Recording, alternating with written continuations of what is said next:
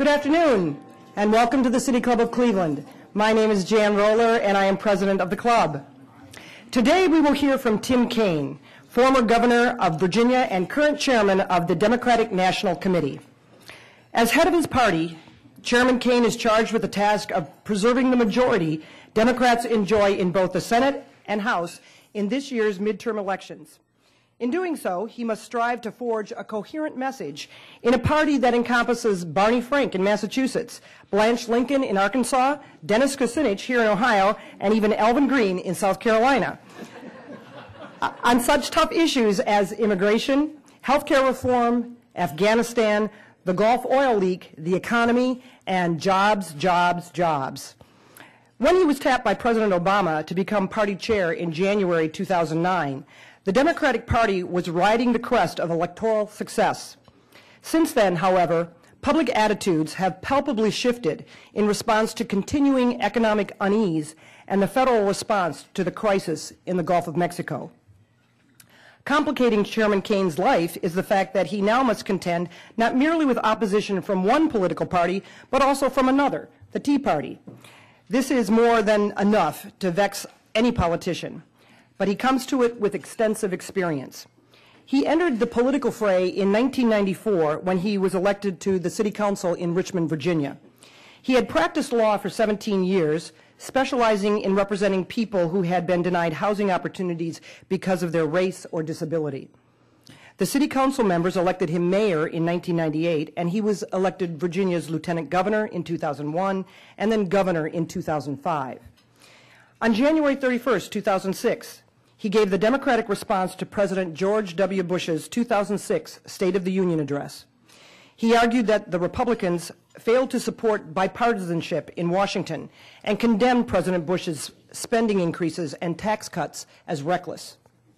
He was the first governor outside of Illinois to endorse Barack Obama for president, and as a popular governor from a critical swing state, he was widely considered a strong candidate for vice president. Chairman Kaine was born in St. Paul, Minnesota, and raised in Kansas City, Missouri. He is a graduate of the University of Missouri and the Harvard Law School. He acquired fluency in Spanish during the year he took off from law school to serve as a Catholic missionary in Honduras. An interesting personal note about the chairman is that he is married to Ann Holton, a member of his Harvard Law School study group. It must have been something of a guess who's coming to dinner moment when Ms. Holton brought her fiancé home, since she is the daughter of a former Republican governor from Virginia, Linwood Holton. Ladies and gentlemen, please welcome DNC Chairman Governor Tim Kaine. Very, very nice. Thank you. Thank you all so much. Thank you very much. And I want to thank Jan for those very kind words. Another personal note she did not mention is Jan's husband, David, and I were in law school together. And we had not reconnected these many years, but it's great to meet Jan and hear how David is doing. And it's such a great thing to be with you. This is a club that is nearing its 100th anniversary, focusing on discussion, vigorous discussion of all matter of public matters of importance, and I'm honored to come and join the great roster of speakers that you've had. I want to say a special word of thanks not only to Jan, the President of the Board of Directors, and I believe you're about ready to hand over the reins to the next president, and you've done a great job, but also to Jim Foster, who for 14 years has been the Executive Director. Please give both of them a round of applause if you will. Let me say probably the most popular thing I'll say today. In the 92nd minute, U.S. won Algeria 0. The U.S. advances to the final round in the World Cup, so that's good. And on a more serious note, before I really begin the comments today, I would like to acknowledge all of our fellow Americans whose lives and livelihoods have been turned into chaos by the catastrophe in the Gulf of Mexico. As we continue to combat the oil leak and contain the environmental damage, but especially as we continue to look for solutions long-term to make America a leader in a clean energy world, I think it's important to remember that the disaster is leaving a catastrophic impact on so many people's lives, and they need our help and prayers. I'd also be remiss if I didn't acknowledge a few folks here today. The chairman of the Ohio Democratic Party, Chris Redfern, is here. Please, Chris, thank you for coming. And the newly elected chair of the County Democratic Party, Stuart Garson, is here. Stuart, thank you for being here as well. I'm not going to be talking primarily about Ohio politics. Instead, I'm going to be talking largely about the national economy. But I did want to acknowledge Democratic individuals who are running this year in Ohio who I think have done a great job, and that I'm proud to stand for them. And I specifically want to say a word about Governor Strickland and Lee Fisher. I think voters are going to re-elect Governor Strickland. As a former governor myself, just 6 months ago is when I finished my term. I got a chance to work with all 50 governors in a time that's been the toughest time probably since the 1930s to be a governor in the United States. I know how highly Ted was held by the governors who work with him in terms of his dealing with significant and tough challenges. Being a governor during a recession and trying to do smart things to advance your state is tough, and in Ohio it's been tough, but he's met that challenge head on, and I think folks have great confidence in him.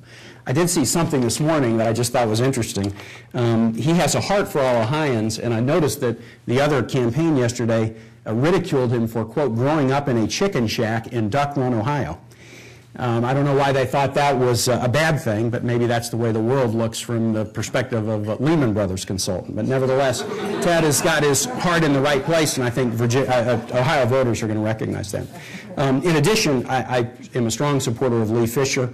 You're Lieutenant Governor of the United States Senator. He has created jobs. He's provided opportunities for Ohio entrepreneurs.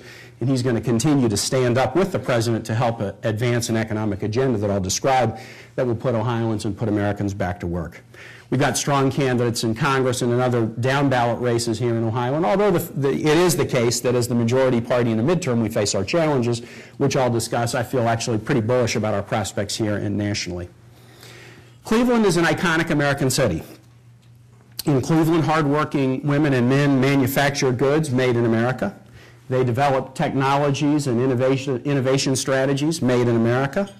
And they pursue the American dream just as they have for the 100 years this club has been in existence, and actually for the more than 200 years that this has been a city. For generations, Americans, leaders have come to Cleveland to take the pulse of America and to talk with Clevelanders about their efforts to help the nation's heart beat stronger.